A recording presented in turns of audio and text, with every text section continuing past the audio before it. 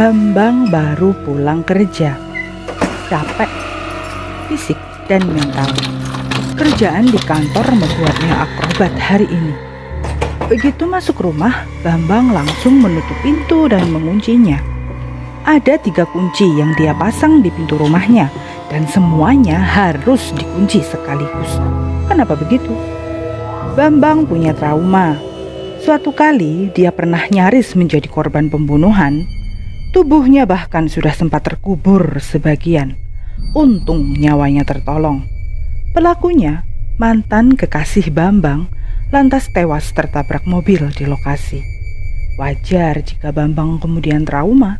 Peristiwa hari itu selalu terbayang. Tiap kali mengingatnya, dia merasa nyawanya hampir melayang. Dia juga merasa selalu dikejar-kejar oleh si mantan. Saking lelahnya, hari itu Bambang tertidur di sofa. Acara nonton televisi pun berubah menjadi ditonton. Bambang baru terbangun saat siaran televisi habis dan hanya ada suara berisik dari visual acak. Semut-semut. Bambang lalu beranjak dari sofa dan masuk ke kamar tidurnya. Begitu masuk kamar, dia lantas mengunci pintunya. Kebiasaan sejak trauma. Semua pintu harus dikunci. Setelah itu Bambang mandi, menyegarkan diri. Dia kemudian membaringkan tubuhnya ke kasur untuk melanjutkan tidur. Tak lupa dia selimutan juga, biar nyenyak. Bambang memiringkan tubuhnya ke kiri, posisi favoritnya untuk tidur.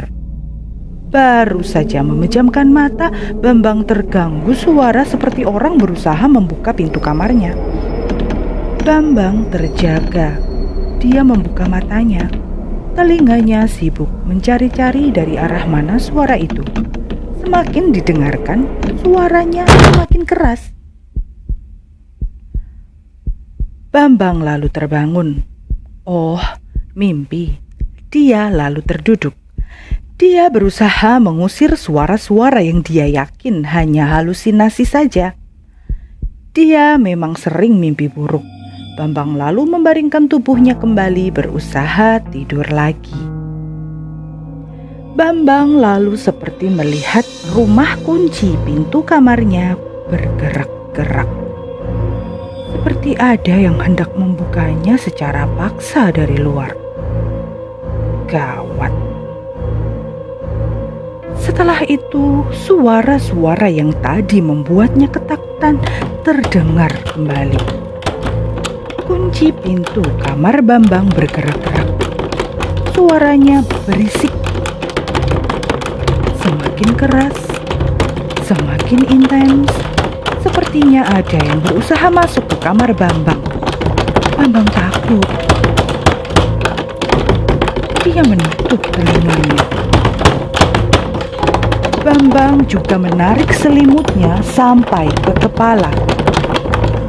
Dia menutupi seluruh tubuhnya dengan selimut. Tapi suara-suara itu bagaikan teror.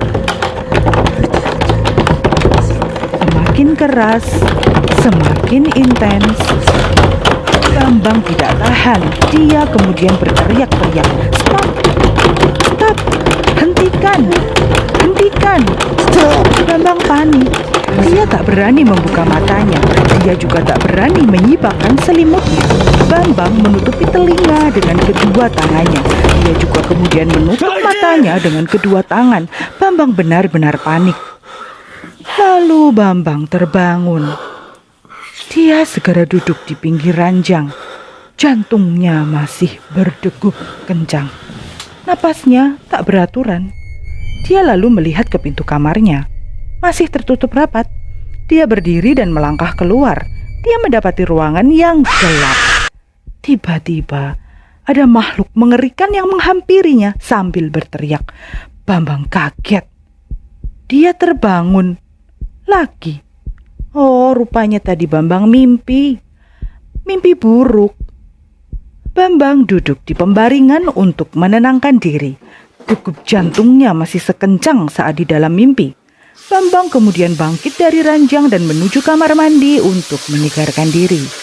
Dia menunduk untuk membasuh mukanya.